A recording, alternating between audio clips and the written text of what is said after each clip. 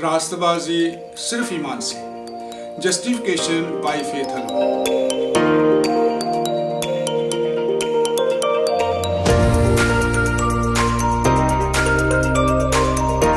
अजीज नाजरीन, किताब मुक़द्दस की तालीमात पर मबनी प्रोग्राम भरपूर ज़िंदगी में सिडनी ऑस्ट्रेलिया से आपको खुश आमदीद कहते हैं।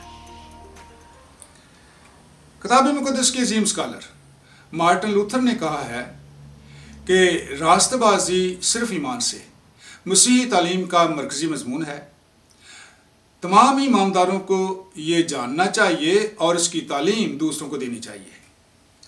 आज हम गलतियों के ख़त में से इस मजमून पर स्टडी करेंगे। तो हम पढ़ेंगे गलतियों दूसरा बाब, उसकी 11 आयत से लेकर 14 आयत तक। लेकिन जब कायफा अंताकिया में आया तो मैंने रूबरू होकर उसकी मुखालफत की, क्योंकि वो मलामत के लायक था। इसलिए कि याकूब की तरफ से चंद शख्सों के आने से पहले तो वो गैर कौम वालों के साथ खाया करता था, मगर जब वो आ गए तो मख्तूनों से डर कर बाज रहा और किनारा किया, और बाकी यहूदियों ने भी उसके साथ होकर रियाकारी की, यहाँ तक कि बरनबास भी उनके साथ रियाकारी में पड़ गया। जब मैंने देखा कि वो खुशखबरी की सच्चाई के मुवाफिक सीधी चाल नहीं चलते, तो मैंने सबके सामने कैफा से कहा कि जब तू बावजूद यहूदी होने के गैर कौमों की तरह ज़िंदगी गुजारता है, ना कि यहूदियों की तरह, तो गैर कौमों को यहूदियों की तरह चलने पर क्यों मजबूर करता है। पौलुस और बरनबास दोनों अंताकिया की कलीसिया में तालीम देते थे, और पतरस यरूशलेम से अंताकिया में आया, और वो कलीसिया में गैर कौम के लोगों के साथ भी रफाकत रखता और उनके साथ खाना खाता था, और इससे वो ऐलान करता था कि मसीह के पैरोकार यहूदी और गैर कौम के लोग सब मूसा की शरीयत से आज़ाद हैं। लेकिन जब याकूब की तरफ से चंद लोग अंताकिया में आए तो उनसे डर कर उसने उनसे किनारा किया और उनके साथ मेल जोल न रखा। जब पौलुस को मालूम हुआ तो पौलुस ने पतरस को सबके सामने कहा कि खुशखबरी की सच्चाई के मुताबिक जो मसीह पर ईमान लाते हैं उनके लिए मसीह शरीयत का अंजाम है।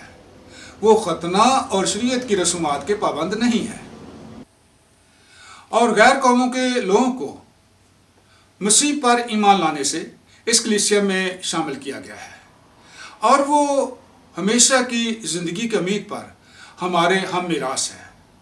और तू गैर कौमों के पास गया और उनके साथ खाना खाया, अगरचे तू यहूदी था, लेकिन अब मख्तूनों के डर से तूने उनसे किनारा किया।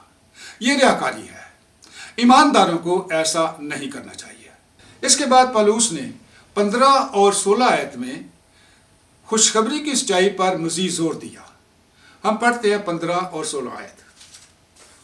गो हम पैदाइश से यहूदी हैं और गुनाहगार गैर कौमों में से नहीं, तो अब ये जानकर कि आदमी शरीयत के अमाल से नहीं बल्कि सिर्फ यीशु मसीह पर ईमान लाने से रास्तबाज ठहरता है।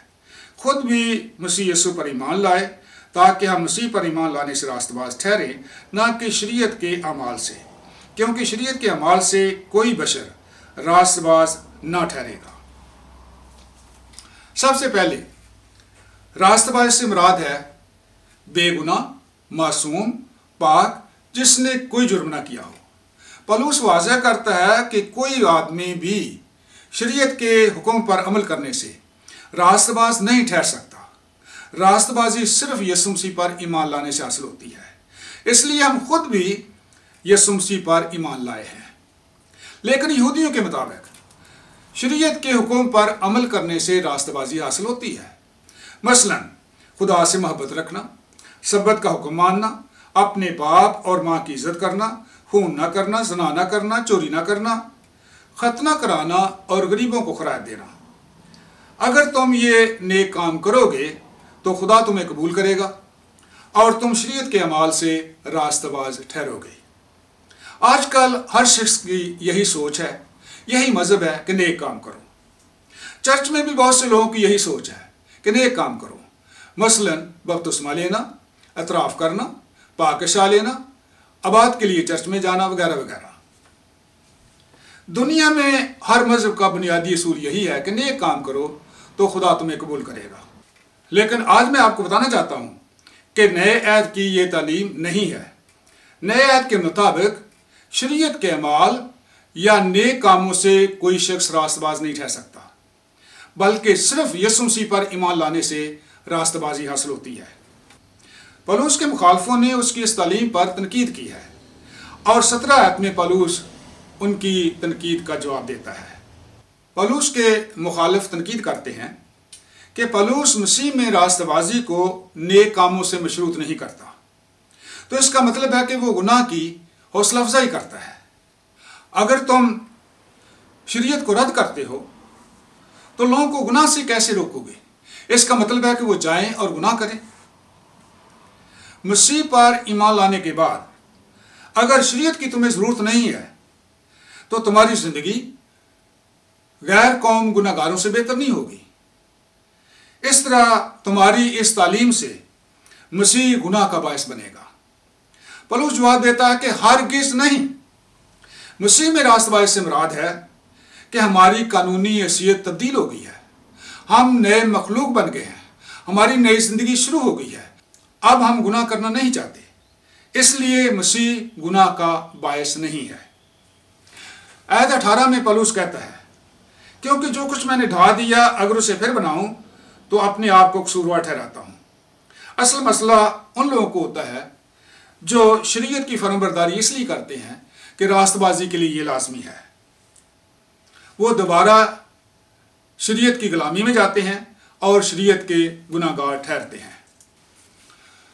19 آیت میں پولس کہتا ہے چنانچہ میں شریعت ہی کے وسیلہ سے شریعت کے اعتبار سے مر گیا تاکہ خدا کے اعتبار سے زندہ ہو جاؤں۔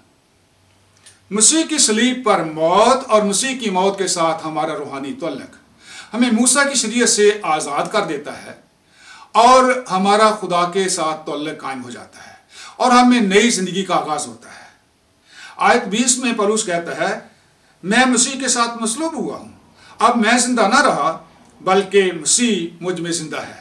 مطلب ہے کہ میں مسیح کی موت میں شریک ہو چکا ہوں، میرے تمام گناہ مٹائے جا چکے ہیں اور میری نئی زندگی شروع ہو چکی ہے۔ اب میرے اندر مسیح رہتا ہے اور وہ میرے اندر پاک ہونے کی خواہش پیدا کرتا ہے، اس لیے میرے اندر اچھے کام کرنے کی خواہش پیدا ہوتی ہے۔ ایسا تو نہیں ہے کہ ہم گناہ کر ہی نہیں سکتے، ہم کر سکتے ہیں لیکن ہم گناہ کرنا نہیں چاہتے۔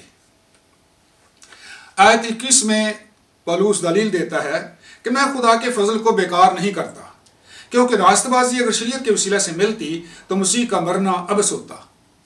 مسیحی تعلیم کے 2 بنیادی اصول ہیں، خدا کا فضل اور مسیح کی موت۔ شریعت کے اعمال سے راست بازی حاصل کرنے والے خدا کے مہربان ہونے اور مسیح کی موت دونوں کا انکار کرتے ہیں، لیکن شریعت کے وسیلہ سے راست بازی حاصل نہیں ہوتی۔ ہماری راست بازی کی بنیاد مسیح کی صلیب پر موت ہے۔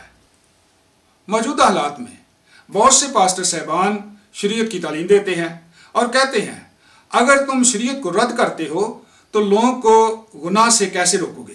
اس کا مطلب ہے کہ وہ جائیں اور گناہ کریں۔ اور یسوع مسیح پر ایمان لانے کے بعد اگر تمہیں شریعت کی ضرورت نہیں ہے تو تمہاری زندگی دوسرے گناہ گاروں سے بہتر نہیں ہوگی۔ اس لیے مسیح پر ایمان لانے کے بعد تمہیں شریعت کے حکموں پر عمل کرنے کی ضرورت ہے۔